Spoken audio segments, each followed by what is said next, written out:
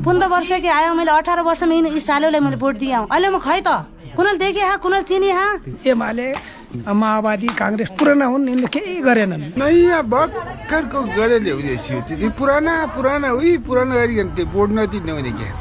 पुराना दललाई त दिदा हामी थाकिसक्यौँ यिनको त्यो के अरे फेसबुकमा त्यो अनुहार आए पनि रिस उठ्छ हामीलाई त पुरानो नेतागण त अब त्यहाँ गाउँमा आउनै दिनु हुँदैन अब युवाहरू साना बच्चाहरू मारिए धेरै आइमेहरूको सिउँदो पुछियो पार्टी आर्टीको सोल छैन अब भन्दा नयाँ राम्रो मान्छे चाहियो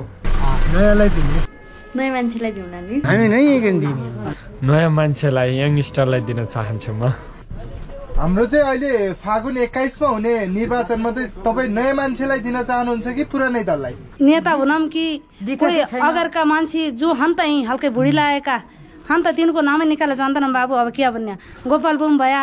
अरू कोही हन धेरै अरू अथवा हिमालय पढ्या कोही तल सोरुको त्यो के गरे त्यो मंगल साई ज्ञानबहादुर साई तिनीहरूले के चोड्या त के गरे छन् त यिनीहरूले आम्ना भुडी भरे किलो सुन निकाल्या गरिबका घरबाट निकाल्नु नेताकै घरबाट त निकाले त हैन कोही गरिबका घरमा एक दानु खाना उना छैन भनेपछि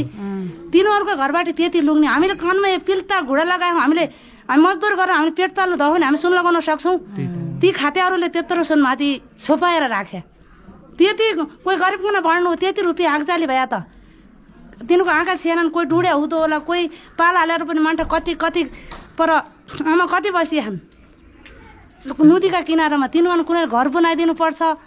त्यस्तो छैन कांग्रेसवादी हाम्रो छोरा अहिले आमा पुरानोको नेतालाई हाम्रो कुरा नबोल्नु पुरानोको नेताको कुरै नहुनु पुरानोको स्थिति बुझ्दै नबोल्नु हामी नयाँ प्रगति गर्छौँ नयाँ यता गर्छौँ को राष्ट्रिय बनाउँछ को जिल्ला बनाउँछ को मुगु रोड बनाउँछ हामी को देश बनाउँछ आमा त्यही नेता हामी बन्छ भन्ने हाम्रो छोराहरूको आदेश छ हामी हाल्नु त पुरानो त गया हाल्नु त नयाँ पनि भोट हाल्ने 15 वर्ष के आयो मैले 18 वर्षमा यी सालोलाई मैले भोट दिएँ अहिले म खै त कुनल देखे हा कुनल चिनी हा कुनल केही गरी हामीलाई केही छैन 4 वर्ष बच्चा मेरो पढे लेखाइ गरिकन आमा कुखुरा जुन त्यही घुम्दा हामीले दाउरो बोकिकन हामीले हाम्रो जातन स्कुल पढायौँ हामीले माटो बोकिकन पढायौँ सरकारले कुनले दलित बच्चा ल यस्तो गर पढाइदेऊ तिमीले कोही अगर सराइदेऊ कुनले भनिहान गुमगढ देखेर हारामा उही माटो किन्दो जो नेता होला सहरदेखि तल तराईमा उहीको जागिरी हुँदो अनि अरू कम के हात नि अनि कसैले दियो केही फाइदा हा पुराना दललाई त दिदा हामी थाकिसक्यौँ जति दिए पनि हामीले दिइसक्यौँ दिएर पनि यिनले के गरेछन् भने आफ्नो दाई भाइ काकु बाबुलाई गर्ने र बनाउने अनि पार्टी भनेर कुरा गर्ने अनि र आफ्ना मान्छेहरू बनाउने काम गरिरहेछन् अब चाहिँ त्यस्तो हुँदैन अब नयाँ दललाई नयाँ गरेर गर्ने मान्छेलाई देश बनाउने मान्छेले हामी दिइन्छ भोट माग्न आयो भने अब के गर्ने अब दिन्छु भन्ने खण्डै नदिने युवाहरू साना बच्चाहरू मारिए धेरै आइमेहरूको सिउँदो पुछियो बालबालिकाहरूको अपमान असत्य भयो अब बेरोजगारहरू बढ्दै गए रोजगारीहरू छैन जो जति जे भए आफ्नै छोराछोरी आफ्नै सन्तानहरू माथि हेरविचार गर्ने भए त्यही भएर नयाँ युवाहरूलाई रोजगारी यताउति के भन्छन् सबैको राम्रो हुनको लागि नयाँलाई दिने मतदाता नयाँ भोट अब देश बनाउनेलाई दिने हो अब जसले देश बनायो देशले अब विकास गर्न सक्यो त्यो नयाँ अब त्यस्तै नयाँलाई दिने हो पुरानोलाई त्यस्तै हो पुरानो नेतागण त अब त्यहाँ गाउँमा आउनै दिनु हुँदैन अब गाउँमा आएको जेनजी आन्दोलन हुन्छ पुरै अब हामीहरू पनि यो काम छोडेर जानुपर्छ त्यहाँ लडाइँमा सेवा गर्छ जनतालाई हेर्छ उसैलाई दिने हो स्या सुविस्ता जसले सुविस्ता गर्यो स्यामा उहीलाई मात्रै दिने अरूलाई नदिने पार्टी हाटी हामीलाई मतलब छैन नयाँलाई दिने पुरानलाई नदिने पुरानो झल्दै दिया केही गरेन के गर्ने कुनले चिनी हानाले जनता गर्न म त कसैले दिदैन भाइ म कोही गोली हान्ने आएन म त दिदैन नयाँ मान्छेलाई त एकदम हामीले त एकदम उ गरेर अगाडि सारेर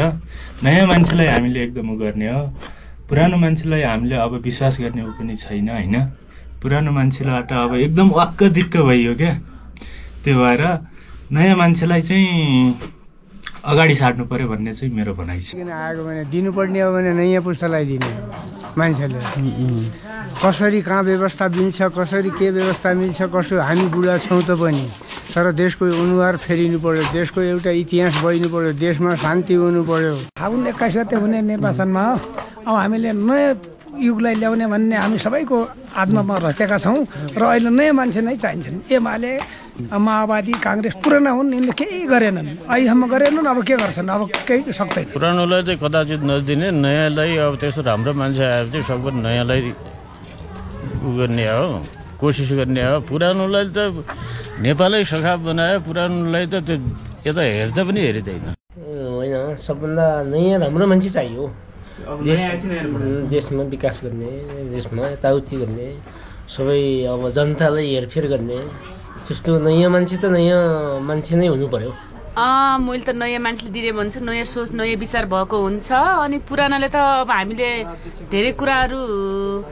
गर्दा पनि राम्रो हुँदैन, तिनीहरू आफ्नै पुरानै सोच हुन्छ। नयाँ विचार नयाँ सोच भएकोलाई नयाँ मान्छे हुनुपर्छ। पुरानाले केही विकास पनि गर्दैनन्, आफ्नो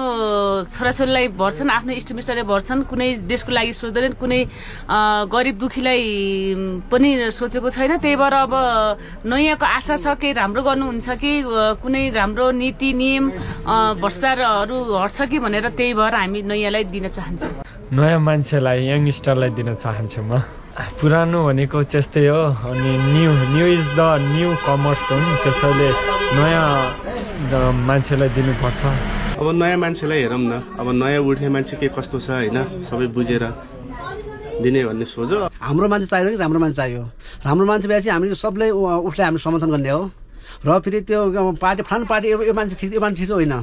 पार्टीमा अब समर्थन हामी छैनौँ कि जुन पार्टी मान्छे एमाले होला, काङ्ग्रेस होला, जेएनजी होला, अथवा राम्रो मान्छे व्यक्ति आएपछि हामीले यो विकासको आधारमा जसले अगाडि बढाउँछ उस मान्छेलाई हामीले समर्थन गर्नेछौँ।